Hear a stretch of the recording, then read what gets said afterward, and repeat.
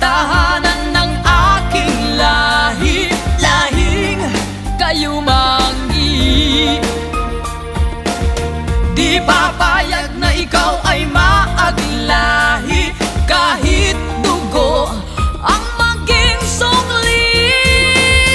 Para sa bayan, tungkulin ko'y gagampanan ng buong tapat at walang pag-iimbot kailan pa man.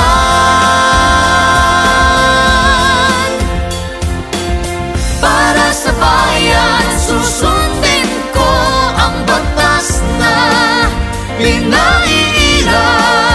Hindi ako maghahangad ng para sa sarili lang.